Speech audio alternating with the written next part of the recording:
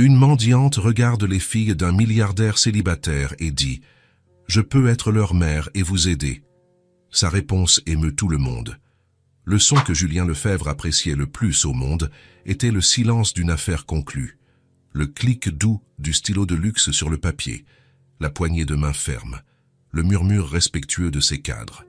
À cet instant, dans son bureau au sommet d'un gratte-ciel de la Défense qui perçait les nuages, le seul son était le bourdonnement presque imperceptible du système de climatisation et le tapotement rythmé de ses doigts sur la table en acajou poli.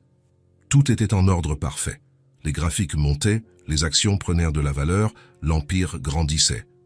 Pour Julien, le monde était une équation complexe que lui, et lui seul, savait résoudre. Cette logique implacable gouvernait sa vie. C était l'armure qu'il avait revêtue le jour où sa femme était partie et qu'il n'avait plus jamais enlevée. Le travail était son refuge, un champ de bataille où les victoires étaient mesurables et les pertes calculables. Les sentiments n'entraient pas dans le bilan. La sonnerie stridente de l'interphone fut une note dissonante dans cette symphonie de contrôle. Il fronça les sourcils, l'irritation plissant le coin de ses yeux. « Monsieur Lefebvre, Madame Aubert insiste pour vous parler. Elle est assez contrariée. » Julien soupira. Un son sec et impatient. Madame Aubert était la gouvernante. La 7e, ou peut-être la 8e de l'année. Il avait perdu le compte. C'était un problème logistique, une faille dans l'administration domestique qui le détournait de sujets plus importants. « Faites-la entrer, dit-il, la voix tranchante. La porte s'ouvrit et une femme des âges mûrs, le visage rouge de frustration, entra à pas déterminés. Elle n'attendit pas d'être invitée à s'asseoir. Elle s'arrêta devant le bureau colossal qui séparait son monde du sien. « Je démissionne, M. Lefebvre. » Julien inclina la tête, le regard froid et analytique. « Le salaire n'est pas suffisant. Je peux l'augmenter de 20%. Problème résolu. » Il se tournait déjà vers l'écran de son ordinateur, considérant le problème clos. La femme laissa échapper un rire bref et sans humour. « Problème résolu? Vous pensez que tout se résout avec de l'argent ?» Elle gesticula, la main tremblant légèrement. « Je n'en peux plus. La maison ressemble à un musée et ces deux petits anges sont en train de disparaître. » La mention de ses filles fit que Julien la regarda de nouveau, une étincelle d'agacement dans le regard. Emma et Sophie, des jumelles, 5 ans, des cheveux blonds comme des fils d'or et des yeux bleus qui, un jour, avaient reflété l'éclat de leur mère. Ces étaient des faits, des données biographiques. Il les aimait, bien sûr. La preuve était partout. Le manoir sécurisé, les meilleurs jouets que l'argent pouvait acheter, les vêtements impeccables, la nourriture biologique préparée par un chef. Il leur donnait le meilleur. De quoi d'autre un enfant pourrait-il avoir besoin? « Elles ont tout, affirma-t-il, la voix basse et dangereusement calme. Elles n'ont rien. » Explosa la gouvernante, sa voix résonnant dans le bureau silencieux. « Elles n'ont pas de père. Elles ont un PDG qui habite dans la même maison. » Elle se pencha sur le bureau, le désespoir l'emportant sur la peur. « Vous traitez vos filles comme des rendez-vous dans votre agenda. Elles ont besoin d'affection, pas d'ordre. » La phrase flotta dans l'air, chargée d'une vérité que Julien refusait de traiter. Pour lui, si était absurde. L'affection était une variable instable, impossible à quantifier. Les ordres, en revanche, généraient des résultats. L'heure du bain, l'heure du repas, l'heure de dormir. Efficacité. C'était ainsi que les choses fonctionnaient. Votre sentimentalisme interfère avec votre fonction, Madame Aubert. Je vous remercie pour vos services. Le service du personnel s'occupera de votre solde de tout compte. La femme le regarda un long moment, et ce que Julien vit dans ses yeux n'était pas de la colère, mais de la pitié. Une pitié profonde, qui l'offensa plus que n'importe quel cri. Elle secoua la tête, vaincue, et se retourna. Avant de sortir, elle s'arrêta à la porte et regarda en arrière. Elles appellent encore leur mère la nuit, vous savez, et vous n'êtes jamais là pour entendre. La porte se referma. Le silence revint, mais il était différent maintenant. Il était contaminé, lourd. Julien sentit une pointe de gêne, quelque chose qu'il classa rapidement comme de l'irritation, face à la nécessité de commencer un nouveau processus de recrutement. Encore une tâche inutile dans sa journée déjà surchargée. Quelques heures plus tard, il arriva chez lui. Le manoir était, comme toujours, impeccable et silencieux.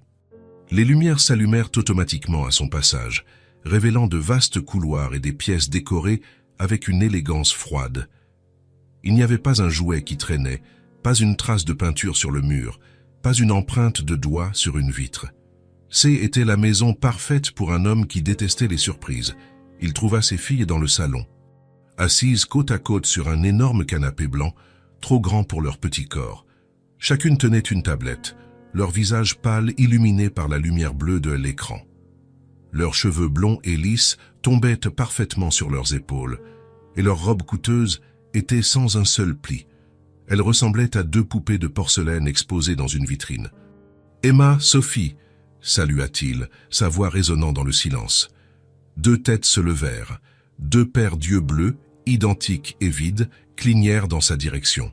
« Salut, papa !» dirent-elles à l'unisson, leur petite voix fine et sans émotion. Elles ne coururent pas pour l'embrasser, elles ne crièrent pas de joie, elles l'observèrent simplement, en attendant. Attendant un ordre, une instruction. Julien sentit de nouveau cette pointe de malaise. « Avez-vous fait vos devoirs ?» demanda-t-il, la seule interaction qui lui vint à l'esprit. Elles hochèrent à la tête. « Avez-vous dîné ?» Elles hochèrent de nouveau la tête. Il resta là, debout au milieu du salon, un étranger dans sa propre maison. Il regarda ses filles, si calmes et obéissantes, et ce qu'il vit fut la confirmation que sa méthode fonctionnait. C étaient des enfants bien élevés. Que voulait la gouvernante? Qu'elles courent en criant dans la maison, qu'elles salissent les tapis persans? Il leur donnait le confort, il leur donnait la sécurité.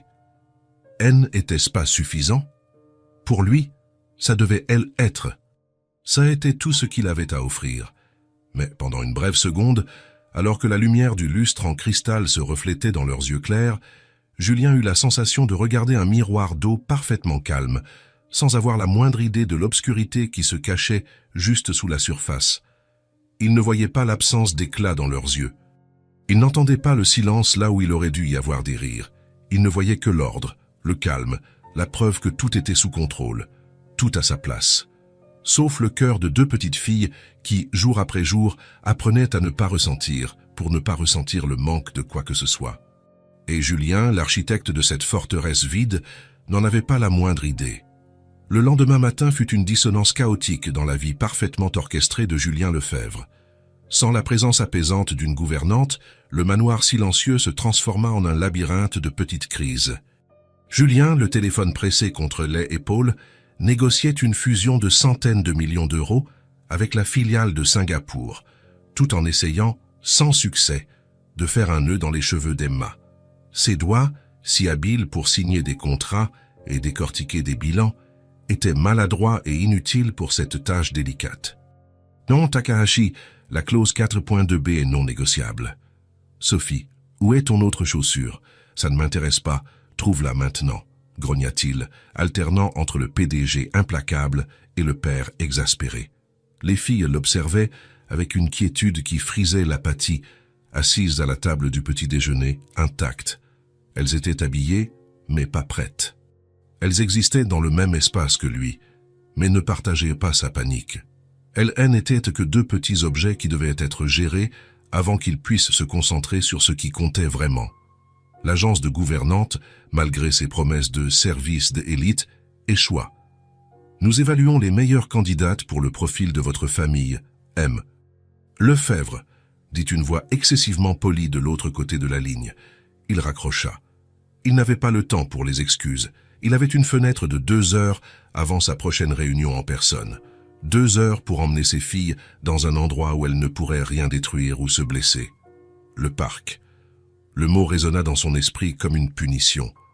Le trajet dans sa berline de luxe se fit dans un silence pesant. Julien repassait mentalement les points de la négociation, les lèvres bougeant sans un son, tandis que les filles regardèrent par les vitres teintées, observant un monde vibrant dont elles ne faisaient pas partie. À leur arrivée, l'assaut sensoriel fut immédiat. L'air était épais d'odeurs d'herbes coupées et de pop-corn. Des cris aigus de joie et des pleurs de caprice se mélangeaient en une bande-son anarchique.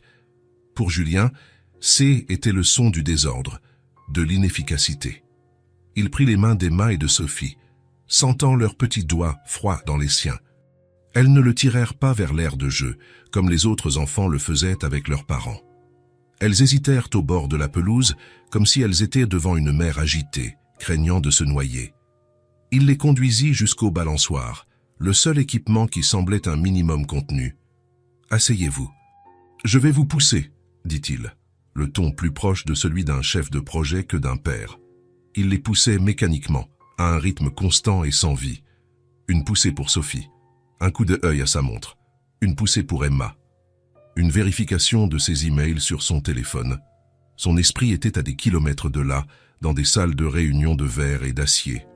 Il ne remarqua pas la façon dont les filles s'agrippaient aux chaînes, les regards vides fixés sur l'horizon, montant et descendant sans la moindre joie.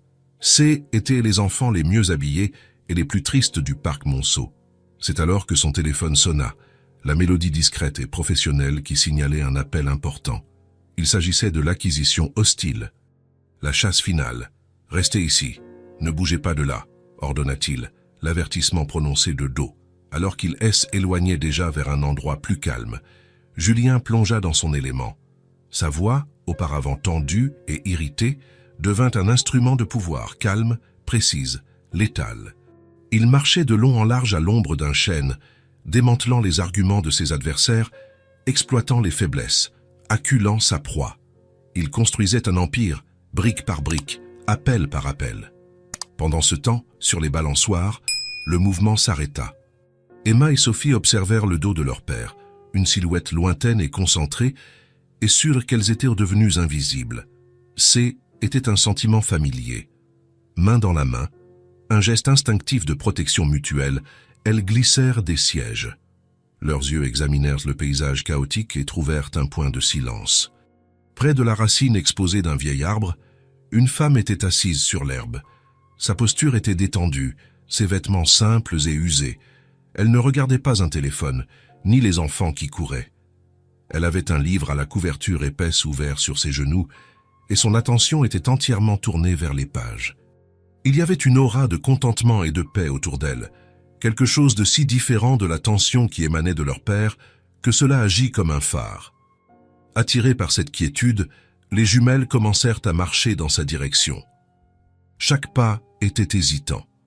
Le monde leur avait appris à ne pas déranger, à ne pas faire de bruit, à ne rien demander.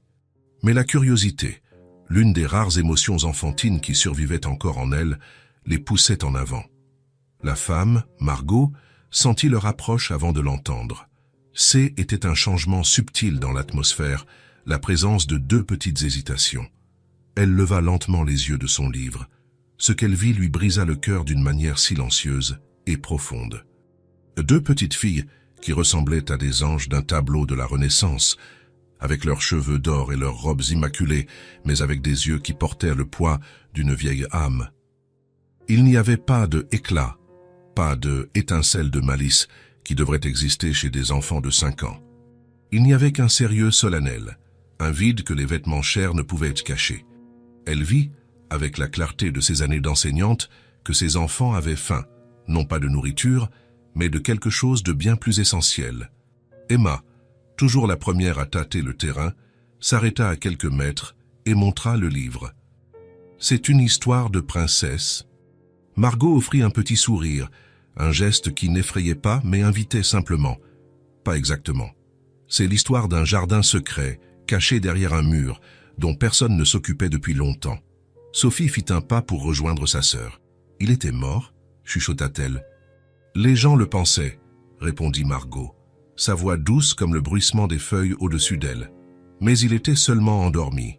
Il attendait que quelqu'un trouve la clé et s'occupe de lui pour qu'il puisse refleurir. Les filles restèrent silencieuses, traitant l'idée. Un jardin endormi.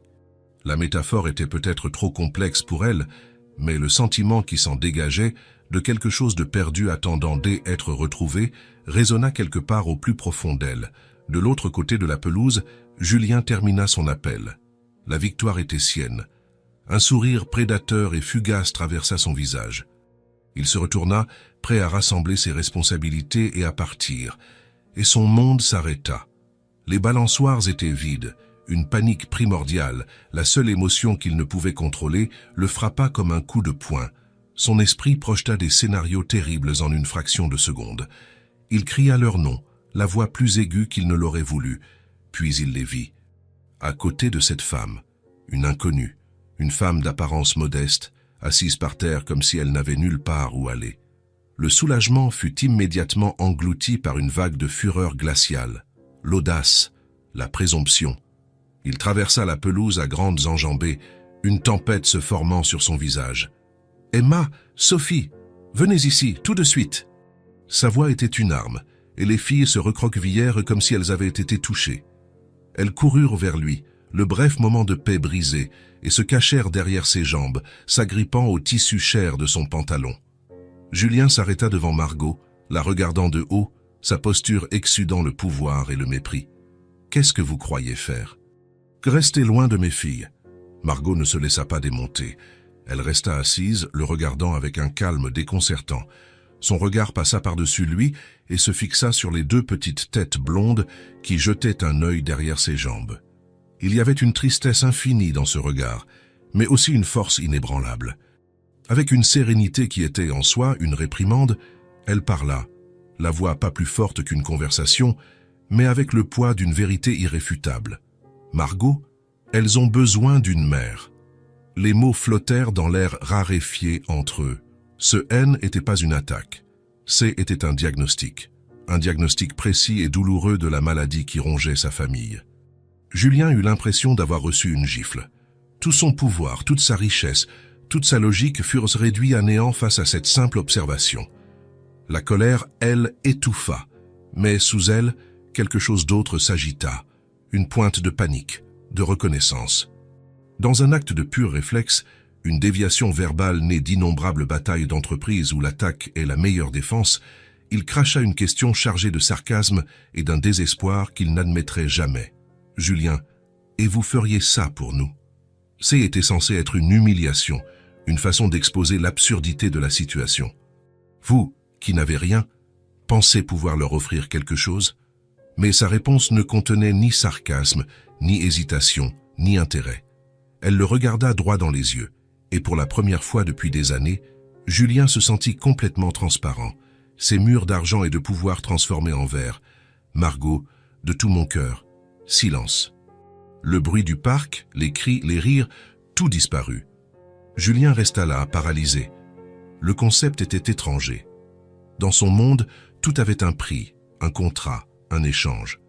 Les cœurs ne faisaient pas partie des négociations. Les offres N n'étaient pas faites avec tout. Elles étaient faites avec des pourcentages, des clauses, des garanties. La sincérité absolue de cette femme, qui n'avait rien à gagner, était une erreur dans le système, une anomalie que son cerveau ne pouvait pas traiter. Sans un seul mot, il se retourna. Il agrippa les mains de ses filles avec plus de force que nécessaire et s'éloigna d'un pas martial, sa retraite aussi désordonnée qu'une fuite. Le chemin du retour fut une torture silencieuse. L'intérieur de la voiture, habituellement un sanctuaire de contrôle, semblait claustrophobique. Sa phrase ricochait dans son esprit. « De tout mon cœur, de tout mon cœur ». Ce fut la voix douce d'Emma qui brisa finalement le charme. « Elle avait l'air gentille, papa », Sophie ajouta dans un murmure, comme si elle partageait un secret. « Je l'ai bien aimée. » Leurs mots, si simples et innocents, étaient comme de petites pierres jetées contre sa forteresse. Il ne répondit pas, mais quelque chose en lui avait été irrévocablement ébranlé. Ce soir-là, il essaya de travailler dans son bureau à la maison, mais les mots sur les documents se brouillaient, formant la phrase de la femme. L'image de ses yeux sereins le hantait. Une femme sans rien lui avait tout offert, et lui, un homme qui était censé tout avoir, n'avait pas su quoi en faire. Le lendemain, la situation n'avait pas changé. L'agence était toujours en train de chercher. Les réunions de Julien s'accumulaient. Le désespoir pratique rongeait sa patience. Et le souvenir de la femme au parc persistait, non plus seulement comme un souvenir irritant, mais comme une solution impossible et tentante. C était de la folie. C était irresponsable. Mais C était une option. Poussé par une impulsion qui défiait toute sa logique, il retourna au parc en voiture, le cœur battant d'un mélange d'anxiété et d'autodérision. Il la trouva au même endroit, comme si elle l'attendait. Il s'arrêta devant elle, se sentant stupide. « J'ai besoin d'aide avec les filles, » dit-il sans détour. Elle le regarda et hocha la tête, son visage calme. « Je m'appelle Margot. »« Julien, » répondit-il. « Quelle est votre histoire ?» Il avait besoin de faits pour ancrer cette décision insensée. Margot raconta son histoire avec une simplicité qui la rendait encore plus puissante. Les années en tant qu'enseignante, l'amour et le dévouement pour sa mère malade, la façon dont le monde avait continué de tourner alors que le sien s'arrêtait. La perte de son emploi, de sa maison, de sa sécurité. Elle ne demanda pas la pitié, elle présenta simplement les faits. Quand ma mère est partie, j'ai réalisé que j'avais perdu tout ce qui me connectait au monde, expliqua-t-elle, le regard fixé sur un point lointain. Tout sauf l'espoir que je pouvais encore être utile. Elle se tourna alors vers lui, et sa dignité était une armure. Je ne veux pas la charité, M. Lefebvre, juste une chance. Je sais m'occuper d'enfants. C'est la seule chose que je sais faire de tout mon cœur. La phrase à nouveau. Cette fois, cependant, elle ne le paralysa pas. Elle atterrit dans son esprit pragmatique comme une référence. Enseignante, qualifiée, désespérée, bon marché et sans trop d'exigences. Était une transaction à haut risque, mais le gain potentiel, la solution immédiate à son problème logistique, était élevé. Il ne lui offrait pas de l'aide, il faisait un investissement. Il ne lui parla pas de sa femme, de la solitude écrasante déguisée en travail, de la peur d'échouer avec ses propres filles. Il garda ses murs érigés. « J'ai une chambre à l'arrière, avec une entrée séparée, » dit-il, la voix froide et professionnelle. « Vous pouvez y rester. Occupez-vous des filles pendant la journée. Préparez leurs repas. Aidez-les avec leurs devoirs. Quand j'arrive, votre travail se termine. » Il marqua une pause, soulignant la limite. C'est tout. Un contrat verbal, des termes clairs, sans implication émotionnelle. Était la seule façon qu'il connaissait de fonctionner. Margot regarda cet homme puissant et brisé, ce père qui aimait ses filles de la seule manière qu'il connaissait, en subvenant à leurs besoins, et elle comprit. Hélène n'était pas invitée dans une famille, elle était engagée pour combler un vide fonctionnel. Mais pour elle, ça a été la clé du jardin endormi. Elle hocha la tête une seule fois. Merci pour cette opportunité. Julien ressentit un soulagement froid. Problème résolu. Il lui donna son adresse et des instructions, puis se retourna et partit, convaincu qu'il venait de prendre une décision d'affaires astucieuse et non conventionnelle. Il n'avait aucune idée qu'il venait de confier la clé de sa forteresse à la seule personne capable de l'ouvrir de l'intérieur. Margot arriva à 8 heures précises, comme convenu. Elle n'osa pas sonner à l'imposante porte d'entrée, mais se dirigea discrètement vers l'entrée de service, comme si elle connaissait déjà les règles tacites de cet endroit. Julien l'y trouva, une figure austère dans son environnement immaculé. Elle tenait une unique valise en toile, si usée qu'elle semblait avoir voyagé à travers les continents et les décennies, contenant ce qui restait de sa vie. Il ne lui proposa pas de l'aider à la porter. Il la conduisit par un couloir de service, un univers parallèle à la grandeur de la maison principale. En marchant, Margot aperçut à travers les portes ouvertes des sols en marbre qui reflétaient la lumière froide comme un lac gelé, des murs ornés d'art abstrait qui ressemblaient plus à des investissements que à des sources de joie, des meubles design, disposés avec une précision géométrique qui interdisait le confort. Était une maison qui criait la richesse et chuchotait la solitude. Sa chambre se trouvait à l'arrière, délibérément isolée. Elle était propre, fonctionnelle et complètement dépourvue de personnalité. Un lit étroit, une petite commode, une fenêtre donnant sur un mur de briques couvert de lierre. Julien posa une feuille de papier plastifiée sur la commode. C'était un emploi du temps. Voici l'emploi du temps des filles, dit-il, la voix aussi froide que le marbre du hall. Chaque activité, chaque repas, chaque transition est détaillée ici, par intervalle de 15 minutes. Votre fonction est d'exécuter cet emploi du temps sans déviation. Leur régime est strictement contrôlé par la nutritionniste. Les repas sont planifiés et se trouvent dans le réfrigérateur. Vous n'avez qu'à les réchauffer. Vos responsabilités commencent quand elles se réveillent et se terminent précisément à 20 heures, quand elles doivent être au lit. Votre travail est de vous occuper d'elles, exclusivement d'elles. Ne vous souciez pas du ménage général. Nous avons une équipe pour ça. Maintenez simplement leur espace en ordre. Ai-je été clair? C était un manuel d'opération, pas des mots de bienvenue. Il la programmait, il ne l'engageait pas. Margot regarda l'emploi du temps, la vie de 2 enfants de 5 ans disséqués en blocs de temps, et ressentit une profonde tristesse. Puis, elle regarda Julien, l'armure de contrôle qu'il portait pour maintenir le monde, et peut-être ses propres sentiments, à distance. Elle hocha la tête, la voix douce. C'est limpide, M. Lefebvre. Satisfait, il la laissa. Seule dans la chambre silencieuse, Margot défit sa valise. Il y avait peu de vêtements, tous usés, mais propres et soigneusement pliés. Il y avait un cadre photo avec une photo délavée d'une femme plus âgée souriante, sa mère, et il y avait 2 livres à couverture rigide. C était tout. Elle rangea ses affaires, puis resta debout au milieu de la chambre, écoutant le silence oppressant de la maison. Ce N n'était pas un silence paisible, c'était un vide, l'absence de son, de vie. Et elle comprit que son travail ici ne serait pas seulement de suivre un emploi du temps. Les premiers jours, Margot se déplaça avec la discrétion d'un fantôme. Elle apprit les chemins de la maison, l'emplacement de chaque chose, les habitudes silencieuses de ses 2 petites protégées. Emma et Sophie étaient comme de délicats bibelots. Elles parlaient quand on leur adressait la parole, mangeaient ce qu'on leur servait, jouaient avec leurs jouets chers sans une once d'enthousiasme. Elles l'observaient avec une curiosité prudente, leurs yeux clairs enregistrant chacun de ses mouvements. Les gouvernantes précédentes avaient essayé de briser la glace avec des activités forcées et des sourires stridents. Margot fit le contraire. Elle leur donna de l'espace, leur offrant le rare cadeau d'une présence sans exigence. Sa première rébellion fut silencieuse et olfactive. Le 3e matin, ignorant les repas préemballés, elle décida de faire des crêpes. La cuisine ultramoderne, un laboratoire d'acier inoxydable rarement utilisé pour autre chose que réchauffer, fut réveillée. L'odeur du beurre fondant dans la poêle, suivie par l'arôme sucré de la pâte cuisant, commença à se répandre dans la maison comme une caresse. C était une odeur qui n'appartenait pas à cet endroit, une odeur de dimanche matin paresseux, d'enfance. Emma et Sophie entrèrent dans la cuisine, attirées par le parfum. Elles s'arrêtèrent à la porte, observant. Margot ne se retourna pas immédiatement. Elle versa la pâte, attendit que les bulles se forment et, d'un mouvement rapide du poignet, fit sauter la crêpe dans les airs. C'est alors seulement qu'elle les regarda et sourit, un petit sourire sincère. « Bonjour, vous avez faim ?»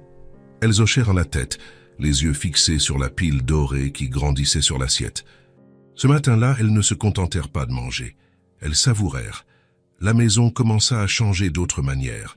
Le silence, auparavant absolu, fut ponctué de nouveaux sons. Margot chantait. Ce n'était pas une performance. C'était un murmure. Des mélodies folkloriques presque oubliées, qu'elle fredonnait en polissant l'argenterie ou en arrosant les plantes d'intérieur que tout le monde semblait avoir oubliées. Le son était si doux qu'il se fondait dans l'environnement. Mais contrairement au bourdonnement de la climatisation, il avait de la chaleur. Il avait une âme. Un jour, alors qu'elle nettoyait les hautes fenêtres du salon, elle fredonnait. Et Sophie, qui était par terre avec un puzzle, s'arrêta et se contenta de écouter, la tête inclinée, comme si elle déchiffrait une langue perdue depuis longtemps. Julien le remarqua. Comment ne l'aurait-il pas remarqué? Il rentrait à la maison et l'air n'était plus stérile. Il avait l'odeur d'un gâteau à l'orange, de sauce tomate mijotant, ou un après-midi de pluie, de chocolat chaud. Les odeurs le frappaient à la porte, des portails indésirables vers un passé qu'il avait scellé. Il se souvint de Sarah, sa femme, riant dans la cuisine, couverte de farine. Le souvenir était un couteau aiguisé, et sa réaction immédiate fut l'irritation. Pour qui se prenait Margot pour profaner son sanctuaire de deuil avec les odeurs du bonheur? Il entra dans la cuisine un soir, prêt à la réprimander pour s'être écarté du plan alimentaire, mais il s'arrêta. La scène le désarma. Margot était assise à table avec les filles, leur apprenant à faire un bateau en papier. La table était propre, la vaisselle du dîner rangée, l'emploi du temps respecté. C était, en plus, un surplus non sollicité. Il observa, caché dans l'ombre du couloir. Il vit la concentration sur le visage d'Emma, la façon dont Sophie riait quand son bateau chavirait. Il vit Margot, patiente et présente, Elle n'exécutait pas une tâche, elle partageait un moment. Le malaise de Julien grandit et se transforma en une sorte de ressentiment. Elle faisait son travail à la perfection, puis elle allait au-delà. Il trouva un bouton qu'elle avait recousu sur la chemise de Sophie. Il vit un livre de la bibliothèque qu'elle avait couvert de plastique pour le protéger. Il remarqua qu'elle avait réparé le grincement de la porte de la chambre des filles. Chaque petit acte de soin était une pierre ajoutée à un mur croissant entre lui et ses filles. Et le pire, c'est qu'elle ne demandait rien. Son salaire était déposé sur son compte, et elle ne mentionnait jamais l'argent, les jours de congé ou la reconnaissance. Elle donnait, tout simplement. Cette générosité était un déséquilibre dans sa vision du monde. Il ne savait pas comment gérer une transaction unilatérale. Il se sentait redevable, et il n'y avait aucun moyen de payer cette dette. Les filles, inconscientes de la tourmente de leur père, commençaient à s'épanouir dans cette atmosphère de soins silencieux. Elles étaient comme des plantes assoiffées qui trouvaient enfin de l'eau. La première à tendre une branche fut Sophie. C'était l'observatrice, l'artiste silencieuse. Elle passa un après-midi entier à dessiner, puis, le cœur battant, elle s'approcha de Margot, qui lisait dans la petite cour arrière pendant sa pause. Sophie tendit le papier, le visage sérieux. Margot le prit avec une délicatesse qui honorait l'effort de la petite fille. Le dessin montrait 4 personnages en bâton se tenant la main sous un soleil radieux. 2 étaient petits et blonds. Un était grand et renfrogné. Et le 4e, à côté des filles, avait des cheveux bruns et un sourire qui occupait la moitié de son visage. « C'est moi ?» demanda Margot, la voix étranglée par l'émotion. Sophie hocha la tête, une rougeur montant à ses joues. Margot ne dit pas que C était magnifique. Elle dit quelque chose de mieux. « Tu sais, je pense que c'est le portrait de famille le plus honnête que j'ai jamais vu. » Elle regarda Sophie. « Merci, je le garderai pour toujours. » Plus tard, Julien vit le dessin, fixé avec un aimant sur la porte de l'armoire en métal dans la chambre de Margot. Une tache de couleur et d'affection dans un monde de beige et de gris. Le tour d'Emma vint quelques matins plus tard. Ses cheveux blonds et fins étaient une source constante de bataille.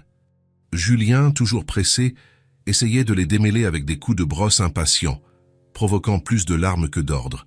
Ce matin-là, les nœuds semblaient pires que jamais. « Reste tranquille, Emma », ordonna-t-il, alors qu'elle se tortillait. « Ce ne sont que des cheveux. Tu me fais mal », gémit-elle, les yeux se remplissant de larmes de frustration. À ce moment, Margot entra dans la chambre pour prendre les cartables. Elle vit la scène et s'arrêta, ne disant rien pour ne pas saper son autorité. Mais Emma la vit. Dans ses yeux, il y avait un appel silencieux.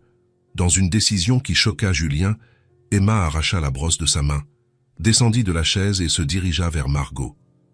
Elle lui tendit la brosse. Ce n'était pas une demande, était une reddition. Julien resta paralysé, la brosse fantôme dans sa main. Il regarda Margot s'agenouiller, se mettant au niveau d'Emma. « Tourne-toi, ma chérie », dit-elle doucement. Avec une main ferme mais douce sur l'épaule d'Emma, Margot commença à travailler. Ses doigts étaient magiques, trouvant les nœuds et les persuadant de se défaire, au lieu de les arracher.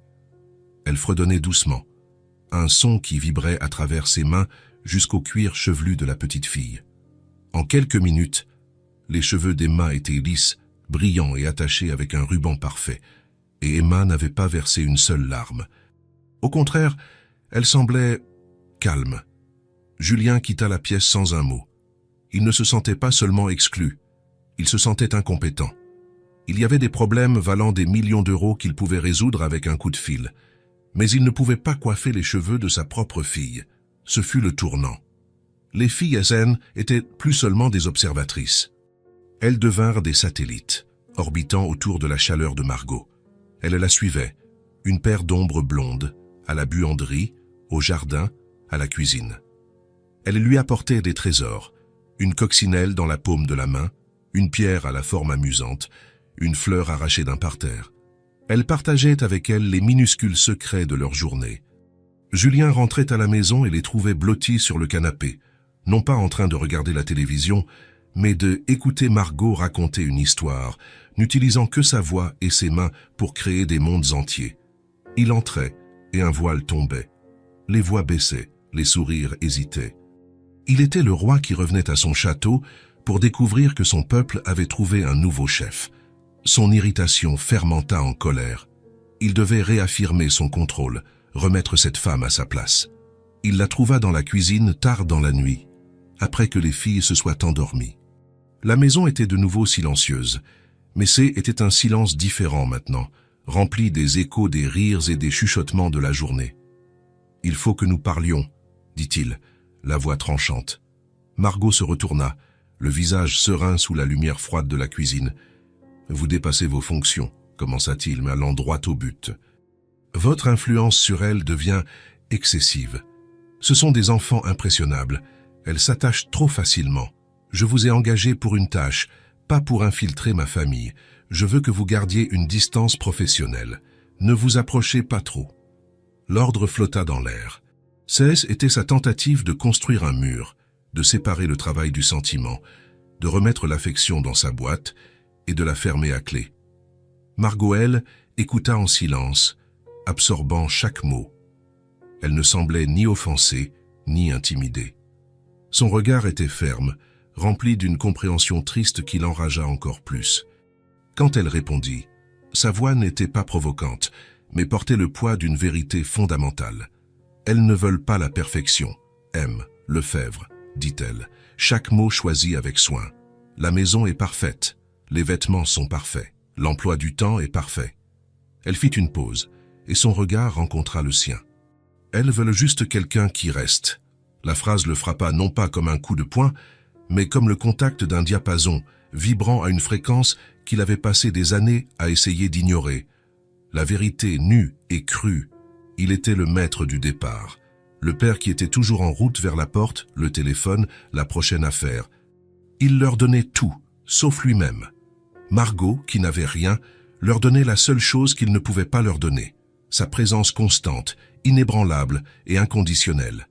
Il resta là, désarmé, sans aucune défense contre cette logique simple et dévastatrice.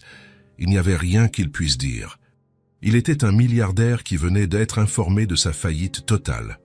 Sans un autre mot, Julien se retourna et sortit, laissant Margot seule dans la cuisine. Il monta dans son bureau, son refuge, et s'assit dans l'obscurité, entouré de tous les trophées et symboles de son succès. Pour la première fois depuis longtemps, il se sentit complètement pauvre. Il était en train de perdre une guerre qu'il ne savait même pas qu'il menait, pour le contrôle d'un territoire qu'il ne était jamais donné la peine d'occuper. Les mots de Margot, « Elles veulent juste quelqu'un qui reste », étaient logés dans l'esprit de Julien comme un éclat. Il ne pouvait pas les enlever. Pendant la semaine qui suivit cette conversation dans la cuisine, il commença à observer. De son bureau, à travers des portes entr'ouvertes, il voyait les petits rituels qui composaient désormais les journées de ses filles. Il voyait Margot leur apprendre à faire leurs lacets, non pas avec son impatience, mais avec un calme méthodique. Il les entendit rire en essayant de faire des biscuits difformes. Il vit un niveau d'interaction que lui, dans sa quête pour leur donner un monde parfait, n'avait même jamais essayé d'offrir. Il ne se sentait plus seulement irrité, il se sentait inutile. Le changement de dynamique dans la maison était indéniable. L'atmosphère, autrefois chargée d'une formalité froide, avait maintenant des poches de chaleur qui se formaient invariablement autour de Margot. C'est lors d'une de ces soirées, après le dîner, qu'elle fit la proposition qui allait encore plus ébranler les fondations du monde de Julien. Normalement, les filles auraient été renvoyées dans leurs chambres après le repas, pour un temps de silence supervisé avant de dormir. Mais ce soir-là, Margot intervint, s'adressant à Julien avec un respect qui ne masquait pas la fermeté de son intention. « M. Lefebvre, je pensais, » commença-t-elle, la voix calme. « Emma et Sophie ont une imagination si vive. Et il y a tant de monde merveilleux dans les livres. Peut-être pourrions-nous commencer à leur lire une histoire tous les soirs, avant qu'elles ne s'endorment, juste un chapitre, ensemble. » Le mot « ensemble » flotta dans l'air, chargé de sens. Ce N n'était pas une suggestion pour qu'elle lise aux filles, était une invitation. Un pont offert au-dessus du gouffre qui le séparait de ses filles. La première réaction de Julien fut un non mental, sec et immédiat. Était une perte de temps. L'emploi du temps disait que, à 19h30, elle devait se préparer à dormir, pas commencer une nouvelle activité. Lire était inefficace, sentimental. Et surtout, ce serait un autre moment où il devrait naviguer dans ce territoire inconfortable de l'intimité familiale qu'il évitait à tout prix. Il était sur le point de refuser, d'inventer une excuse de travail quand il regarda ses filles. Elles avaient entendu la proposition de Margot, et leur visage, habituellement si passif, était illuminé par un espoir palpable. Les yeux bleus d'Emma et Sophie étaient fixés sur lui, pleins d'attente. Dans leur regard, il ne vit pas la demande d'une histoire, mais un appel à sa présence. Refuser serait comme confirmer l'accusation de Margot à voix haute. Ce serait admettre, devant elle, qu'il était le père qui ne restait pas. Avec un soupir qui masquait à peine son impatience, il céda. « Très bien, dit-il, la voix tranchante. Un chapitre, 10 minutes, pas plus. » La joie sur le visage des filles fut si instantanée et si pure qu'elle le surprit. Elles ne semblaient pas remarquer sa mauvaise volonté. Elles célébrèrent simplement sa capitulation. Margot se dirigea vers la bibliothèque et revint avec un livre à la couverture ancienne et illustrée. C'était un classique, une histoire d'enfant qui découvre un passage vers une terre magique à l'intérieur d'une armoire. Le choix semblait approprié pour cette maison, où la magie tentait désespérément de trouver une fissure pour entrer. Ils se réunirent dans le salon, une pièce si rarement utilisée pour les loisirs qu'elle ressemblait à un décor de théâtre. Instinctivement, Margot et les filles s'installèrent sur le grand canapé moelleux. Sophie d'un côté de Margot, Emma de l'autre. Julien, par habitude et par besoin de garder ses distances, s'assit dans un fauteuil en cuir séparé, en face d'elle, une île de rigidité dans un océan d'attente.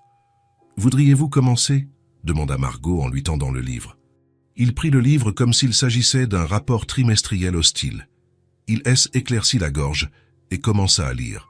Sa voix était la même que celle qu'il utilisait en téléconférence, un flot de mots monocordes, rapide, sans inflexion, et uniquement axé sur le fait d'arriver à la fin. Il ne faisait pas de voix pour les personnages. Il lisait les dialogues et la narration avec le même ton monotone. Il prononça mal le nom d'un des personnages, Lucie, et ne se corrigea pas, même quand Emma laissa échapper un petit rire. Il lisait mal, terriblement mal. Le récit, qui aurait dû être plein de mystère et de charme, sonnait comme la lecture d'une liste de courses. Il se sentait idiot, mal à l'aise et exposé. Il s'attendait à ce que les filles s'ennuient, qu'elles commencent à s'agiter, lui donnant l'excuse parfaite pour mettre fin à cette mascarade. Mais le contraire se produisit. Elles étaient fascinées. Emma rit ouvertement quand il trébucha sur le nom d'un faune, et Sophie eut un petit rire contenu. Ce n'était pas un rire de moquerie. Était un rire de pure joie. Elle ne se moquait pas de lui. Elle riait avec lui. Le simple fait de sa présence, participant à ce rituel, leur lisant un livre, aussi mal qu'il le fasse, était un événement si extraordinaire et merveilleux que la qualité de la lecture était sans importance. Il était là. Il était resté. Et était tout. Julien vacilla, leur rire le déconcertant. Il s'attendait à de l'ennui, peut-être même à une critique enfantine. Il ne s'attendait pas à de la joie. Cela ne cadrait pas avec sa logique. Il exécutait la tâche de manière médiocre, mais le résultat était positif. L'équation n'avait pas de sens. Il continua à lire, la voix peut-être un peu plus lente, la confusion grandissant en lui. Et puis, c'est arrivé. Alors que l'histoire s'approfondissait et que le personnage principal entrait dans le monde enneigé de l'armoire, Sophie, absorbée et cherchant du réconfort, posa sa tête sur l'épaule de Margot. Était un mouvement naturel, instinctif. Margot, sans quitter des yeux le livre dans les mains de Julien, passa son bras autour des petites épaules de Sophie, la rapprochant d'elle. Quelques secondes plus tard, Emma, qui gardait toujours une certaine réserve, une petite distance protectrice, regarda sa sœur blottie et, avec un soupir presque inaudible, imita le geste. Elle posa sa tête de l'autre côté sur l'autre épaule de Margot. Le bras libre de Margot enveloppa également Emma. La scène se forma sous les yeux de Julien comme une photographie se révélant lentement dans une chambre noire. Au centre du canapé se trouvait Margot, l'axe de chaleur et de sécurité. De chaque côté, nichées contre elle, se trouvaient ses filles, Emma et Sophie, leurs cheveux blonds contrastant avec son pull sombre.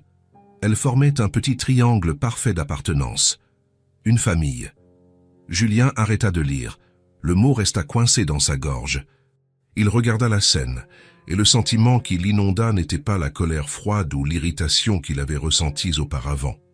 C'est était quelque chose de plus profond, de plus lourd. Une douleur sourde qui commença dans sa poitrine et se propagea dans tout son corps. Il était à l'extérieur. Il était à moins de 3 mètres, mais il aurait pu être sur un autre continent. Il était dans son fauteuil en cuir, un spectateur solitaire, observant la scène la plus intime que sa maison ait jamais abritée. Et il n'en faisait pas partie.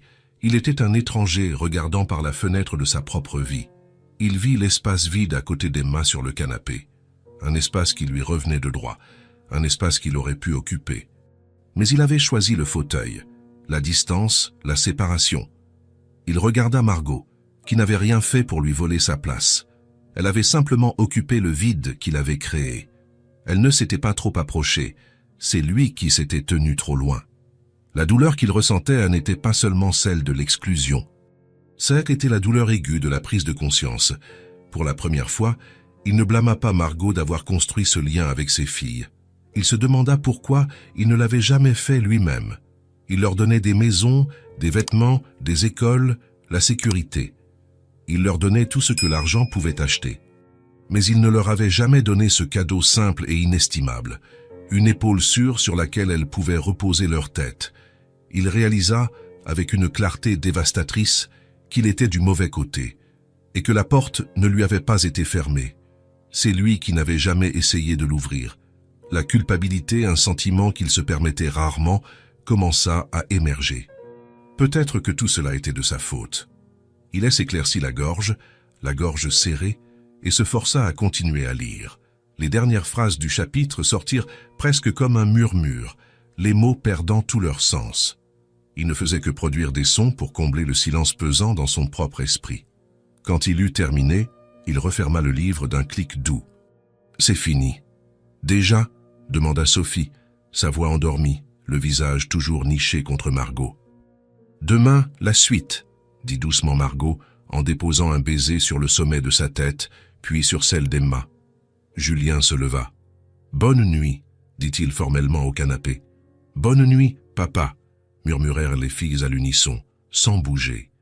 Il se retourna et sortit du salon, laissant derrière lui ce cercle de lumière et de chaleur. Il se retira dans la solitude familière de son bureau. Il s'assit dans son fauteuil en cuir, celui-là même qui lui donnait tant de pouvoir pendant la journée, et se sentit complètement impuissant. Le silence de la pièce, qui lui apportait autrefois paix et concentration, semblait maintenant une punition, un écho de son propre isolement. Il était le père qui ne savait pas être un père et, pour la première fois, la douleur de cette prise de conscience était plus grande que l'orgueil qui l'empêchait d'apprendre. La douleur de cette soirée dans le salon ne le quitta pas. Au contraire, elle s'installa dans sa poitrine comme une présence constante, un rappel froid de son propre exil. Pour la première fois, Julien Lefebvre, un homme qui pliait les marchés financiers à sa volonté, se sentit complètement impuissant. Il avait construit un empire, mais il ne savait pas comment construire un pont pour traverser les 3 mètres de tapis qui le séparèrent de ses filles. Le samedi matin, il se réveilla avec une résolution inconfortable et inconnue.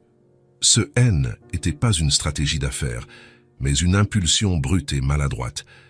Il devait faire quelque chose. Il devait essayer. Il descendit les escaliers plus tôt que d'habitude. Le soleil du matin entrait par les fenêtres de la cuisine, illuminant la scène devenue familière. Margot, déjà debout, se déplaçant avec une efficacité calme, et les filles assises à table, encore endormies.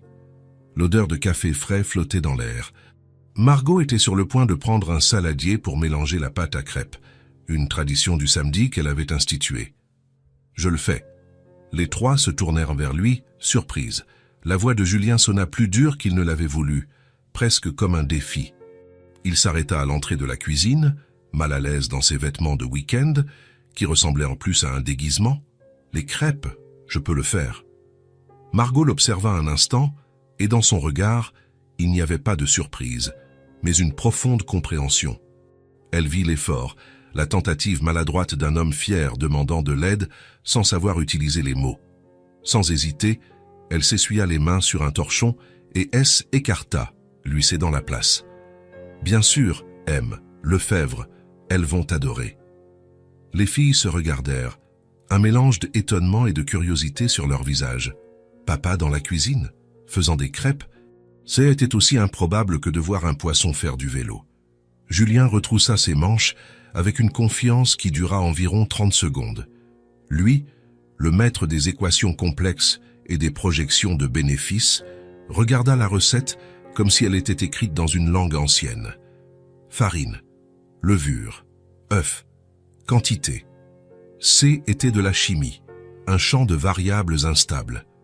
Il était un homme de certitude. Avec une détermination aveugle, il commença à mélanger les ingrédients. Il mit trop de sel, oublia le sucre. La pâte devint grumeleuse, un mélange pâle et peu prometteur. Il chauffa la poêle à feu maximum, partant du principe que plus de chaleur accélérerait le processus. Le résultat fut immédiat et désastreux. La première crêpe toucha la poêle et se transforma en un disque noir et fumant en moins d'une minute. La fumée monta, épaisse et âcre, et le détecteur de fumée se déclencha avec un cri strident qui fit sursauter tout le monde. « Papa !» cria Emma en se couvrant les oreilles. Frustré, Julien retira la poêle du feu et jeta l'offense carbonisée dans l'évier. Il essaya de nouveau. Cette fois, il baissa le feu, mais la pâte, mal mélangée, s'étala de manière inégale. Le résultat fut une aberration pâle, brûlée à l'extérieur et crue à l'intérieur.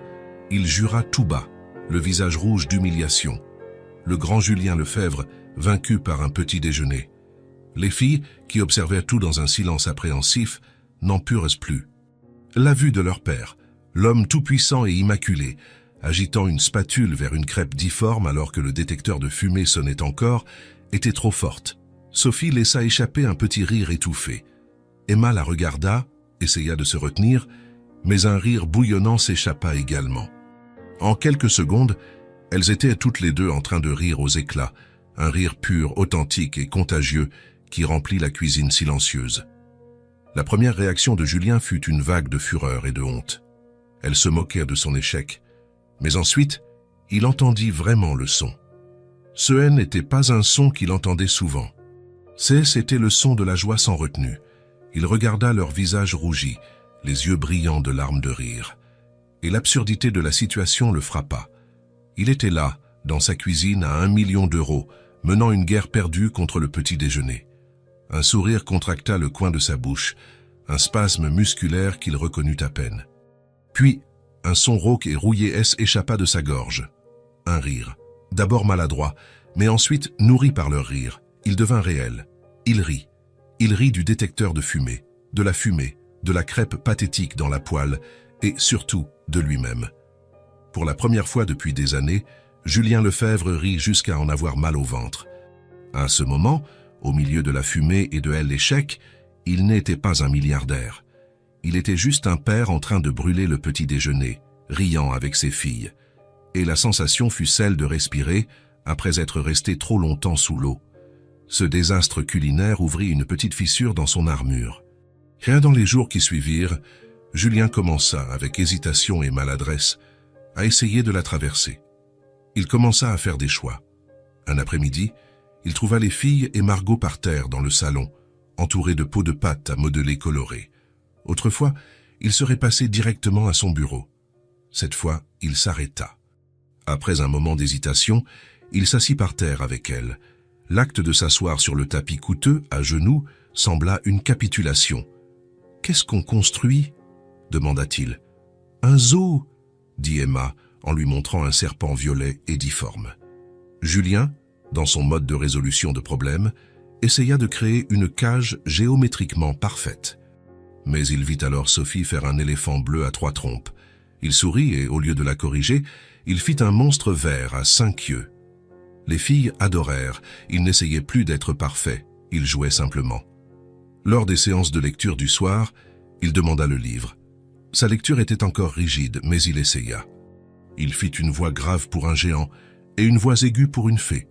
Ses tentatives étaient caricaturales et mauvaises, mais l'effort était tout. Emma et Sophie riaient, non pas d'un air moqueur, mais avec affection. Elles se blottissaient sur le canapé, mais maintenant leurs yeux alternaient entre Margot et lui. Il entrait, petit à petit, dans le cercle de lumière. Il commença à poser des questions. Non plus l'interrogatoire générique de comment s'est passé à l'école, mais des questions qui montraient qu'il prêtait attention. Sophie, j'ai vu ton dessin d'un arbre sur le réfrigérateur. C'était pour le cours d'art plastique? Ou d'Emma, Margot m'a dit que tu avais appris à écrire ton nom aujourd'hui. Tu peux me montrer? Et quand elle répondait, excitée par son attention, il écoutait. Vraiment. Le plus grand test eut lieu un mardi après-midi. Il était au milieu d'une partie de cache-cache dans le jardin, une autre activité impensable quelques semaines auparavant quand son téléphone vibra. C'était son courtier en bourse, une notification urgente concernant une action qui s'effondrait. L'ancien Julien aurait pris l'appel en un instant, l'adrénaline du marché l'emportant sur tout. Mais cette fois, il regarda le téléphone vibrant dans sa main, puis les visages de ses filles qu'il épiait derrière un buisson, retenant leur rire. Il sentit le poids des deux réalités, des deux mondes qui le tiraillaient. Et puis, d'un mouvement délibéré, il mit le téléphone en sourdine et le glissa dans sa poche, écran vers le bas. Il choisit le cache-cache. Il choisit ses filles. À ce moment, la perte potentielle de millions d'euros sembla insignifiante par rapport à la richesse de ce son de rire dans le jardin. Il commençait à aimer être présent. Il découvrit une satisfaction à assembler un puzzle qu'aucune négociation réussie ne lui avait jamais procuré. Il se sentit véritablement utile lorsqu'il réussit à réparer la roue d'un petit camion jouet. Et quand Sophie, après qu'il eut raconté une histoire particulièrement stupide pour s'endormir, l'enlaça spontanément et lui dit « Bonne nuit, papa ». Il se sentit aimé d'une manière qui lui coupa le souffle.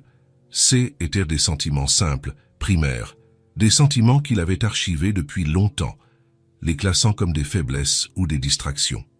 Mais maintenant, en se les permettant, il se sentait plus lui-même que depuis des années. Il se sentait humain. Ce soir-là, après avoir mis les filles au lit, une tâche qu'il partageait désormais avec Margot, il resta debout dans le couloir silencieux. La transformation ne se produisait pas à cause d'un grand événement. Elle se produisait dans les petits moments, dans la fumée des crêpes, dans un monstre en pâte à modeler, dans un téléphone ignoré. Il apprenait que l'amour-haine n'était pas seulement un devoir à accomplir avec des chèques et de la sécurité. Ce haine n'était pas un sentiment passif qui vous arrivait. C'est était un verbe. C'est était une action. C'est était un choix. C'est était le choix de s'asseoir par terre, le choix de rire de soi-même, le choix d'éteindre le monde et de rester. Et lui, pour la première fois, commençait à choisir d'aimer. La transformation commençait de l'intérieur, silencieuse et puissante. La transformation de Julien N n'était pas un chemin rectiligne. Il y avait des jours où l'impatience revenait, où l'habitude de se réfugier dans le travail criait plus fort. Mais maintenant, il y avait une force contraire. Le souvenir d'un rire, la sensation d'une petite main dans la sienne, le son de son nom appelé avec joie, et non avec formalité. Il réapprenait à vivre dans sa propre maison, à naviguer dans les couloirs non pas comme un PDG inspectant une propriété, mais comme un père retrouvant son chemin. Le résultat le plus visible de son changement se voyait chez ses filles. La maison, autrefois un sanctuaire de silence, respirait maintenant avec les sons de l'enfance. Les jouets restaient éparpillés dans le salon pendant plus de 5 minutes. Il y avait des taches de peinture sur la table de la cuisine. Il y avait de la vie. Un dimanche après-midi paresseux, une fine pluie frappait les fenêtres, enveloppant la maison d'une atmosphère chaleureuse. Margot était dans la cuisine, préparant un goûter, et Julien était dans son bureau, la porte délibérément ouverte. Sur le tapis moelleux du salon, Emma et Sophie étaient allongées sur le ventre, un tas de papier et un arc-en-ciel de crayons de couleurs éparpillés autour d'elles. Elles dessinaient dans un silence confortable, le seul son étant le doux grattement des crayons sur le papier. Julien les observait de loin. La scène était si simple, si normale, et pourtant, pour lui, elle semblait un miracle. Quelques mois plus tôt, elles auraient été chacune dans un coin avec une tablette, existant dans des mondes séparés. Maintenant, elles partageaient le même espace, la même activité, la même paix. Ce fut Sophie qui rompit le silence, la voix douce et pensive. comme si elle donnait voix à une pensée qui habitait son esprit depuis longtemps. Ce serait bien si Margot pouvait être notre vraie maman. La phrase, dite sans drame, avec l'honnêteté brutale d'un enfant, flotta dans l'air et atteignit la porte du bureau de Julien. Il se figea, la main planant au-dessus du clavier. Emma, sans lever les yeux de son dessin d'un chat avec des ailes, répondit avec le même naturel. Elle s'occupe déjà de nous comme une maman. Ce n'était pas une discussion. Était une constatation. Pour elle, la logique était simple. Une maman, c'est celle qui s'occupe de vous. Une maman, c'est celle qui embrasse un genou écorché, qui raconte des histoires avec des voix amusantes, qui fait des biscuits les jours de pluie. Une maman, c'est celle qui reste. Et Margot restait. Caché dans la pénombre de son bureau, Julien sentit les mots le frapper avec une force qui lui coupa le souffle. Il se tassa sur sa chaise, invisible pour elle, sentant un nœud se former dans sa gorge. Ce haine n'était pas de la douleur, ni de la jalousie, ni de la colère. Était une émotion complexe et écrasante, une tristesse profonde pour son échec à avoir été suffisant pour elle, mêlée à une gratitude si immense pour Margot que c'en était douloureux. Elle ne rejetait pas le souvenir de Sarah, la mère qu'elles avaient perdue si tôt. Elles ne faisaient que nommer ce qui leur manquait, le trou qui avait été laissé dans leur petite vie. Et elles reconnaissèrent la personne qui, avec une générosité silencieuse, avait commencé à le combler. Les larmes lui montèrent aux yeux, un événement si rare qu'il reconnut à peine la sensation. Il ne les laissa pas couler. Il resta simplement là, en silence, écoutant le son des crayons de ses filles sur le papier, sentant le poids et la vérité de leurs mots. Elles avaient verbalisé avec une simplicité écrasante le sentiment qui grandissait dans son propre cœur, un sentiment qu'il n'avait pas encore eu le courage de s'avouer. Il ne bougea pas jusqu'à ce qu'il entende Margot les appeler pour le goûter et le son de petits pieds courant vers la cuisine. Il avait besoin d'un moment pour se ressaisir, pour absorber la révélation. Plus tard ce soir-là, lorsque la maison fut calme et les filles endormies, Julien trouva Margot dans le salon.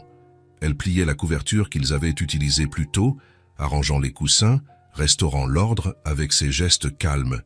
Il avait passé les dernières heures à réfléchir, non pas aux affaires ou aux stratégies, mais aux sentiments. Et il savait qu'il ne pouvait plus rester silencieux. « Margot », dit-il, la voix plus douce que d'habitude.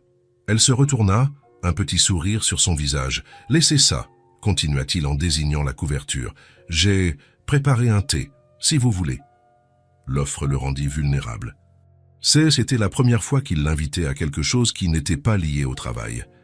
Était un geste de paix, une invitation en territoire neutre. Elle hocha la tête et ils s'assirent dans la cuisine, au même endroit où il l'avait confronté des semaines auparavant. Mais l'atmosphère était complètement différente. Julien posa 2 tasses fumantes sur la table. Le silence entre eux n'était plus tendu, mais contemplatif. Il regarda ses propres mains, autour de la tasse chaude, cherchant les mots justes. « J'ai entendu les filles cet après-midi », commença-t-il, la confession sortant difficilement. Elle parlait dans le salon. Il leva les yeux pour la rencontrer. « Vous » il s'arrêta, prit une profonde inspiration et essaya de nouveau. « Vous avez ramené la vie dans cette maison. Je ne pensais pas que ce serait possible. » Était le maximum de vulnérabilité qu'il pouvait exprimer. Était un aveu que la maison était morte avant elle, qu'il était mort. Était un remerciement et des excuses, tout en une seule phrase. Margot ne parut pas surprise. Elle écouta simplement, son regard plein d'une empathie sereine. Elle prit sa tasse, la chaleur réchauffant ses mains. « Parfois, » répondit-elle, la voix basse et réfléchie, « on trouve sa place quand on avait arrêté de la chercher. » Ces mots étaient un baume. Elle ne parlait pas seulement d'elle-même, une femme qui avait tout perdu et trouvé un but inattendu dans cette maison. Elle parlait aussi de lui. Un homme qui avait cessé de chercher le bonheur, qui s'était contenté de simplement exister, et qui maintenant, sans le vouloir, retrouvait sa place, non pas au sommet d'un empire, mais à la table de la cuisine avec une tasse de thé. Ils restèrent en silence, buvant leur thé. Mais dans ce silence, une nouvelle base fut établie. Les filles avaient implanté une graine avec leurs souhaits innocents. Et maintenant, dans cette cuisine silencieuse, Julien et Margot, 2 étrangers qui avaient cessé de chercher, commençaient à sentir que, peut-être, Ils avaient retrouvé quelque chose ensemble. La conversation dans la cuisine, avec les tasses de thé entre eux, avait créé une fissure dans le mur de formalité qui séparait Julien et Margot. Dans les jours qui suivirent, le M. Lefebvre laissa la place à un Julien hésitant. Et la dynamique entre eux se transforma d'employeur et employé à quelque chose de plus proche d'un partenariat. Ils se déplacèrent dans la maison avec une conscience mutuelle, une danse silencieuse de ceux qui partagent un but commun, le bonheur d'Emma et Sophie. Mais sous cette nouvelle harmonie, Julien sentait le poids de tout ce qui n'avait pas encore été dit. Sa gratitude était immense, mais les mots pour l'exprimer étaient coincés sous des couches d'orgueil et de douleur anciennes. C'est un après-midi de fin d'automne, quelques jours plus tard, qu'il trouva enfin le courage dont il avait besoin. La journée de travail avait été écourtée par son propre choix, une décision qui devenait de plus en plus fréquente. Les filles, après un goûter animé, étaient dans leur chambre, immergées dans un jeu de construction que Margot leur avait appris. La maison était plongée dans une quiétude paisible. Le ciel, dehors, était une peinture aux teintes d'orange, de rose et de violet, le crépuscule. L'heure du jour qui n'est ni le jour, ni la nuit, un temps de transition et de réflexion. Julien trouva Margot sur la terrasse arrière, observant les couleurs s'intensifier à l'horizon. Elle était enveloppée dans un châle, une figure de sérénité au milieu de la beauté fugace du soir. Il s'approcha en silence et s'assit sur la chaise à côté d'elle. Pendant plusieurs minutes, ils ne dirent rien. Ils partagèrent simplement le silence, regardant le jour mourir. Auparavant, ce silence aurait été gênant, un vide à combler. Maintenant, il était confortable, un espace sûr. C'est dans cet espace que Julien savait qu'il devait parler. Il éclaircit la gorge, le son étrangement fort dans la quiétude. Margot tourna son visage vers lui, les yeux patients, attendant. « Je n'ai... » commença-t-il, la voix rauque, les mots difficiles à former. Il regarda ses propres mains, étroitement entrelacées sur ses genoux. « Je n'ai jamais parlé de ça. » À personne. Il prit une profonde inspiration, l'air froid du soir remplissant ses poumons. Quand j'ai perdu ma femme, quand Sarah est partie, était comme si la lumière du monde était éteinte, et le silence dans cette maison était assourdissant. Il marqua une pause, le souvenir encore vif, encore douloureux. Je ne savais pas quoi en faire, ni quoi faire d'elles. Elles étaient si petites, un rappel constant de ce que j'avais perdu. La confession flotta dans l'air. Était la première fois qu'il admettait la profondeur de sa propre douleur. Alors j'ai fait la seule chose que je savais faire, continua-t-il, la voix basse, presque un murmure. J'ai travaillé. Je me suis noyé dans le travail pour ne pas ressentir. Je voyageais. Je faisais des réunions jusqu'à tard le soir. Je remplissais chaque seconde de ma journée avec des chiffres et des problèmes que je pouvais résoudre. Parce que la douleur était un problème pour lequel je n'avais pas de solution. Il leva les yeux et regarda l'horizon, mais il ne le voyait pas. Il voyait le passé, les années d'absence. Je me suis convaincu que je faisais ce qu'il fallait, que je construisais un avenir pour elle. Je pensais que donner des choses serait suffisant. La meilleure maison, les meilleures écoles, les meilleurs jouets. Il secoua la tête, un geste d'autodérision, mais je les ai laissés tomber, et je me suis laissé tomber. Sa voix se brisa sur la dernière phrase. L'aveu de son échec, dit à voix haute, était comme une lame.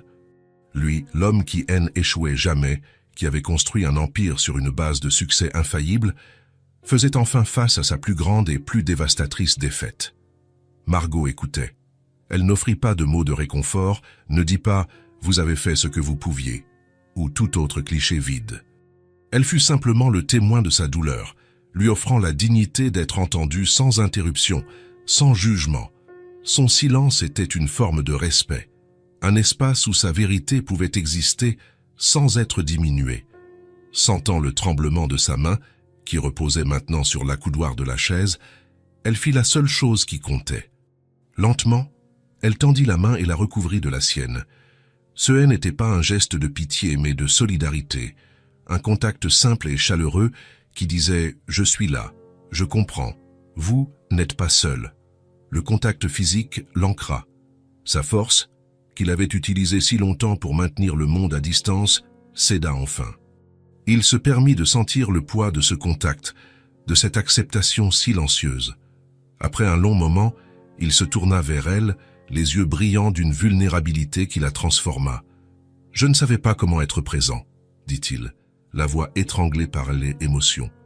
Je voyais les filles comme des engagements, des tâches. Je n'ai pas vu la tristesse dans leurs yeux avant que vous n'arriviez. Il déglutit difficilement. Vous m'avez appris à être là. Je ne savais pas. Merci. Ces deux mots, merci, portèrent le poids d'années de solitude, de regrets et d'une gratitude nouvellement découverte. Ce N n'était pas seulement un remerciement pour s'être occupé de ses filles. C'était un remerciement pour lui avoir montré le chemin du retour à la maison, à elle et à lui-même, en se permettant d'être vulnérable, en admettant son échec et sa douleur. Julien ne se brisa pas. Au contraire, il devint entier pour la première fois depuis longtemps. La confession sur cette terrasse au crépuscule changea tout. La vérité, une fois dite, purifia l'air, dissolvant les dernières barrières de formalité entre eux. Ce qui suivit ne fut pas un changement brutal, mais un accommodement naturel à la nouvelle réalité qu'ils avaient, ensemble, créée. La maison dégageait une énergie différente, une légèreté née de l'honnêteté. Quelques jours plus tard, Emma courut vers eux, alors qu'ils discutaient dans la cuisine en préparant le dîner. Elle tenait une feuille de papier avec une fierté radieuse sur son visage. « J'ai fait un dessin pour nous. » Elle tendit le papier. Dessus, 4 personnages en bâton souriaient sous un soleil jaune vif. Un homme grand, une femme aux cheveux ondulés et 2 petites filles identiques entre eux, tous se tenant la main. Au-dessus d'eux, en lettres maladroites et colorées, elle avait écrit une phrase. « On est une équipe », lut-elle à haute voix. Julien s'accroupit, prit le dessin et regarda le visage souriant de sa fille. Puis, il regarda Margot, qui observait la scène avec les yeux humides. Une équipe. C était la définition parfaite. Il serra Emma fort dans ses bras. « Oui, ma chérie, la meilleure équipe du monde. » Leur vie trouva un nouveau rythme, une routine construite non pas sur un emploi du temps rigide, mais sur le partage et la collaboration. Les matins n'étaient en plus une course chaotique contre la montre. Ils se transformèrent en une danse chorégraphiée. Julien, qui se vantait maintenant de ses crêpes, qu'il brûlait rarement, s'occupait de la cuisinière. Margot, à ses côtés, préparait les boîtes à lunch, vérifiant que les devoirs étaient dans les cartables. Ils se déplaçaient en synchronie, échangeant des regards et des sourires par-dessus les têtes blondes des filles, qui maintenant bavardaient sur leurs rêves et leurs plans pour la journée à l'école. Les rires devinrent la bande-son des matins. Julien commença à rentrer plus tôt à la maison, non pas par obligation, mais par désir. Il troquait son smartphone contre le sol du salon, ses rapports de marché contre des puzzles. Il découvrit que la logique nécessaire pour trouver la bonne pièce d'un puzzle était, d'une certaine manière, plus satisfaisante que de conclure une affaire.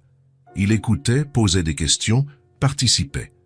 Un soir, après une journée particulièrement heureuse qui avait inclus une bataille de chatouilles et une séance de cinéma improvisée sur le canapé avec du pop-corn éparpillé partout, Julien et Margot rangèrent le salon. Les filles dormaient déjà, leurs visages sereins et souriants. La maison était silencieuse, mais C était un silence plein, rempli des souvenirs de la journée. Julien ramassa un coussin par terre et le posa sur le canapé. Il regarda Margot, qui pliait une couverture, et un sentiment de paix profonde et de contentement l'enveloppa. Tout semblait juste, à sa place. « Je crois qu'on est devenu une famille », dit-il, la voix basse et pleine d'une admiration tranquille. Ce « N » n'était pas une question, mais une observation. Une vérité qu'il se permettait enfin de reconnaître. Margot arrêta ce qu'elle faisait. Un doux sourire illumina son visage. Elle le regarda, puis regarda le salon qui était maintenant un foyer, et sa réponse fut la dernière pièce du puzzle, la vérité qui les unissait tous. « Je crois qu'on l'a toujours été. » Il l'avait toujours été. Une famille forgée non par le sang ou par un contrat, mais par le choix, le soin et le courage de combler les vides les uns des autres, sans étiquette, sans formalité. Juste la vérité de 4 personnes qui, ensemble, avaient trouvé leur place. La maison des Lefebvre avait trouvé un nouveau rythme, un battement constant de chaleur et de vie qui semblait autrefois impossible. Julien, dépouillé de son ancienne rigidité, avait découvert une nouvelle version de lui-même sur le sol du salon, entre les pièces de puzzle et les monstres en pâte à modeler. Margot, quant à elle, avait cessé de être une présence silencieuse pour devenir l'axe autour duquel la famille tournait. Le changement était visible dans les sourires faciles des filles, dans la légèreté de l'air, dans la façon dont le silence était maintenant synonyme de paix et non de vide. Ce samedi-là ne commença avec aucune promesse d'être un jour mémorable. C'était juste une journée ensoleillée et paresseuse, avec un ciel bleu et sans nuages. Sur la suggestion de Julien, ils allèrent au parc, le même théâtre de la rencontre qui avait changé leur vie. Mais cette fois, la scène était différente. Julien n'avait pas de téléphone à la main. Il tenait la main d'une de ses filles dans chacune des siennes. Il les poussa sur les balançoires, non par obligation, mais pour la pure joie d'entendre leurs éclats de rire. Margot et lui échangèrent des regards par-dessus les têtes des filles, des regards qui contenaient des volumes de compréhension et d'affection partagée. Ils formaient une unité, une équipe. De retour à la maison, un sentiment de contentement planait sur eux. Pendant que Julien et Margot discutaient dans la cuisine, Emma et Sophie échangèrent un regard secret, plein d'intention. Elles disparurent dans leur chambre, fermant la porte avec un air de conspiration. Des rires étouffés et des chuchotements échappèrent de sous la porte, mais les adultes, souriants, décidèrent de ne pas interrompre ce qui semblait être leur jeu. Peu de temps après, elles émergèrent. Leurs visages étaient sérieux, leurs mains jointes. Emma tenait une enveloppe en papier Kraft, clairement fabriquée par elle, ornée d'autocollants en forme d'étoile. Elles marchèrent jusqu'au salon, où Julien et Margot étaient assis sur le canapé, et s'arrêtèrent devant eux comme une petite délégation ayant une annonce à faire. « C'est pour toi », dit Emma, la voix un peu tremblante de nervosité et d'importance en tendant l'enveloppe à Margot. Surprise, Margot prit l'enveloppe. Ses yeux rencontrèrent ceux de Julien pendant une seconde avant de reporter son attention sur les filles. Avec des mains prudentes, elle ouvrit le rabat et en sortit une feuille de papier à dessin plié. En la dépliant, elle révéla une lettre d'enfant. En haut de la page, un dessin des 4 souriait, se tenant la main sous un énorme soleil heureux. Margot commença à lire à haute voix, sa voix douce remplissant la pièce silencieuse. « Chère Margot ». L'émotion la saisit dès cette simple formule. Elle continua, sa voix devenant tremblante. « Tu nous as appris à voir les formes des animaux dans les nuages. Tu lis les histoires en faisant des voix amusantes. Tu nous serres dans tes bras quand on a peur du noir. Tu fais vraiment rire notre papa. » Chaque phrase était un témoignage, une reconnaissance des petits miracles quotidiens qu'elle avait apportés dans cette maison. Les larmes commencèrent à monter aux yeux de Margot, brouillant les lettres colorées. À la fin de la lettre, une seule question se détachait, écrite en lettres plus grandes, comme pour crier le désir le plus profond de leur cœur. Margot lut la dernière phrase dans un murmure à peine audible. « Maman Margot, tu veux bien rester avec nous pour toujours ?» Le mot « maman » tomba dans le silence de la pièce avec le poids et la légèreté d'une plume. C'était l'aveu d'un besoin, la nomination d'un amour qui existait déjà. Margot porta la main à sa bouche, un sanglot silencieux secouant ses épaules. Elle regardait les filles, leur visage rempli d'un espoir si pur et si bouleversant, et se sentait incapable de parler. Julien ressentit l'impact de ces mots dans sa propre poitrine. Il vit ses filles, qui avait eu le courage de demander ce que lui-même désirait ardemment sans oser le nommer. Il vit Margot, la femme qu'il avait accueillie par commodité et qu'il aimait maintenant complètement, pleurant d'émotion. À cet instant, tout reste de peur ou d'hésitation qui pouvait encore habiter son cœur disparu. Les filles avaient montré le chemin.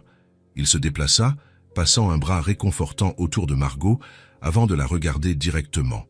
Sa voix, quand il parla, était la plus honnête et la plus vulnérable qu'il ait jamais eue. « Oh, tu fais déjà partie de tout ça », dit-il doucement, son regard embrassant tout ce qui les entourait. Les filles, la maison, la vie qu'ils avaient construite. Il marqua une pause, s'assurant que ses prochains mots ne soient pas une présomption, mais une invitation. « Si tu le veux, nous pouvons être une famille, pour de vrai. » Était sa propre question, faisant écho à la leur. Une offre non pas d'une chambre à l'arrière ou d'un emploi, mais d'une place permanente dans son cœur et dans sa vie. Une demande pour que leur s'équipe devienne officielle, scellée non par un contrat mais par une promesse. Margot leva son visage baigné de larmes.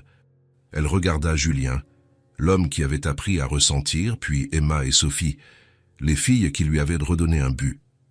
Elle était arrivée là sans rien, n'espérant qu'une chance. Et maintenant, elle recevait tout. L'amour, l'appartenance, un foyer. Un sourire tremblant et radieux naquit sur ses lèvres.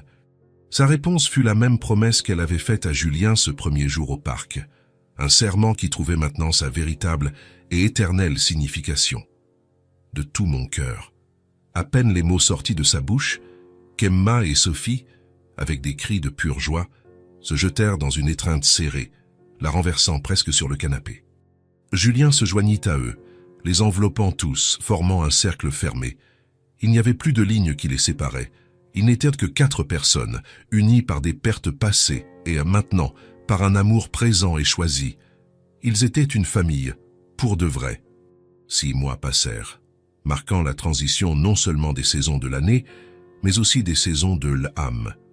L'hiver rigoureux avait cédé la place à un printemps timide qui s'épanouissait dans les jardins du manoir, mais à l'intérieur de la maison, le printemps était déjà pleinement épanoui depuis longtemps.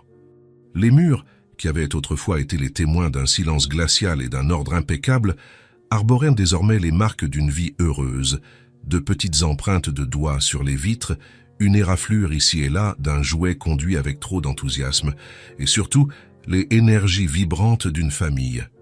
Le samedi matin était la preuve vivante de cette transformation. La cuisine, autrefois un laboratoire d'acier inoxydable rarement dérangé, devenait une scène de chaos délicieux. Julien, portant un tablier qui racontait déjà de nombreuses histoires de batailles culinaires, présidait la cérémonie des crêpes. À ses côtés, juchées sur de hauts tabourets, Emma et Sophie étaient ses assistantes dévouées et maladroites. « Papa, c'est mon tour de casser l'œuf », annonça Sophie, en saisissant un avec plus d'enthousiasme que de soin. Le résultat fut un mélange de jaune, de blanc et de morceaux de coquille dans le saladier. L'ancien Julien se serait tendu, l'impatience bouillonnant. Il aurait grondé, soupiré, lui aurait retiré le saladier et aurait tout fait lui-même avec une efficacité agacée. Mais le nouveau Julien se contenta de rire. « Oups, on dirait qu'on aura des crêpes croustillantes aujourd'hui », plaisanta-t-il. Avec le bout d'une cuillère, il montra à Sophie comment repêcher les morceaux de coquille. « Tu vois, c'est comme un jeu. Ah, il faut sauver le trésor. » Il transforma l'erreur en un jeu, la frustration en une leçon de patience. Les filles riaient aux éclats, les mains sales de farine, les visages illuminés par une joie qui n'avait pas de prix. Margot observait la scène depuis la table de la cuisine, une tasse de café réchauffant ses mains. Son cœur se remplissait à cette vue. Julien, l'homme qu'elle avait connu comme une forteresse de douleur et de contrôle, maintenant complètement à l'aise dans le désordre de l'amour. Leurs regards se croisèrent par-dessus les têtes blondes des filles, et dans ce regard silencieux, il y avait tout un dialogue de complicité, d'amour et de gratitude. La vie de Margot Cesse était également épanouie. Julien l'avait encouragée à ne pas abandonner sa passion. « Les filles m'ont, elles nous ont », lui avait-il dit. « Mais le monde mérite de t'avoir aussi. » Avec son soutien, elle avait accepté un poste à temps partiel, comme professeure de littérature dans une école voisine. Elle était de retour dans son élément, entourée de livres et de la curiosité des enfants. Le soir, elle rapportait à la maison des histoires amusantes de ses élèves, et la famille se réunissait pour les écouter. Son identité N était plus définie par la perte, ni seulement par son rôle dans cette maison. Elle était Margot, la professeure, la compagne, la mère. Son bonheur était complet, car il n'était pas né de la nécessité mais du choix. La maison respirait cette nouvelle plénitude. Là où régnait autrefois un silence si lourd qu'il semblait être une présence physique, il y avait maintenant le son constant de petits pieds qui courent, de musique qui joue, d'une histoire lue à haute voix, et surtout, le son du rire. Un rire facile et fréquent qui semblait avoir le pouvoir de nettoyer chaque coin sombre. Là où l'air avait autrefois l'odeur stérile et chimique des produits de nettoyage, il y avait maintenant l'odeur du café frais le matin, du gâteau au chocolat de Margot l'après-midi, du parfum de l'herbe mouillée entrant par la fenêtre ouverte et des crayons de cire et du papier qui étaient une constante dans le salon. Là où tout était autrefois intouchable, tout invitait maintenant au contact. Il y avait toujours une couverture douce sur le canapé, une pile de livres aux pages usées par l'usage, une tasse de thé encore chaude sur la table basse. Le contact était le nouveau langage de la famille. Une étreinte spontanée de l'une des filles, la main de Julien cherchant celle de Margot pendant qu'il regardait un film, une caresse dans les cheveux, un baiser de bonne nuit. La maison était enfin un lieu où l'on vivait, pas seulement un lieu où l'on habitait. Cet après-midi de samedi, après l'aventure des crêpes, un calme chaleureux s'installa. Julien était sur le tapis, aidant les filles à terminer un puzzle. Soudain, Emma se leva, une lueur déterminée dans les yeux. Elle courut à la cuisine, attrapa un dessin qui était sur le comptoir et revint, s'arrêtant devant le réfrigérateur. La porte du réfrigérateur, autrefois une surface d'acier brossée froide et vide, était devenue le cœur battant de la maison, un mur d'exposition chaotique et coloré de l'imagination de ses filles. Des dessins de soleil souriants, de chats avec des ailes et des portraits de famille en bâton couvrirent presque chaque centimètre. Emma trouva un petit espace et, avec la plus grande concentration, fixa sa nouvelle œuvre d'art avec un aimant en forme de coccinelle. Elle recula, admira son travail et appela « Papa, viens voir, j'en ai fait un nouveau ». Julien se leva, la curiosité peinte sur son visage. Margot s'approcha également, se tenant à ses côtés. Le dessin était simple, mais sa signification était immense. Il montrait un homme grand, avec un sourire jusqu'aux oreilles, tenant une spatule au-dessus d'une poêle. Deux petites filles l'enlaçaient par les jambes, mais c'est la légende, écrite en lettres capitales et fières, qui coupa le souffle de Julien. Il s'accroupit, se mettant au niveau d'Emma, et lut les mots à haute voix. Sa voix se brisa, chargée d'une émotion qu'il n'avait plus peur de ressentir. Maintenant, on a un vrai papa. Un vrai papa. La phrase résonna dans son esprit, renversant les derniers fantômes de son passé. Il se souvint de l'homme qu'il était. Le père qui rentrait tard, qui donnait des ordres au lieu de câlins, qui voyait ses filles comme un autre élément sur sa longue liste de responsabilités. Cet homme naine n'était pas un vrai père. C était une ombre, un compte en banque, une autorité distante. Les larmes qui emplirent ses yeux n'étaient pas des larmes de tristesse, mais d'une gratitude bouleversante. Il regarda Emma, puis Sophie qui, était approchée, et enfin Margot. Sur ce simple morceau de papier, il y avait la preuve de sa rédemption. C était le prix le plus précieux qu'il ait jamais reçu dans toute sa vie. Il ne dit rien. Il ouvrit simplement les bras et attira ses deux filles dans l'étreinte la plus serrée qu'il leur ait jamais donnée. Il enfouit son visage dans leurs cheveux, le cœur débordant. Il sentit la main de Margot dans son dos, fermant le cercle, les unissant. Quand il les relâcha enfin, il garda les yeux sur le dessin. Il comprit enfin. Son plus grand héritage ne serait pas l'empire qu'il avait construit, les bâtiments qui portèrent son nom ou la fortune qu'il laisserait derrière lui.